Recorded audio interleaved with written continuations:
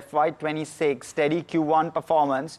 They've posted a 10% rise in net profit. Varsha joins us with all of the details with regard to where a Cipla is concerned. Varsha. Yeah, thank you so much for that. So, overall good set of numbers when it comes to Cipla, and they've beaten the estimates. Just to speak on the key highlights, so the India revenue was up 6% year on year, which was led by new respiratory product, and the North America sales was at $226 million with the Albuterol leading the US. Now, they were expecting the same numbers when it comes to US, so that was in line when it comes to US sales.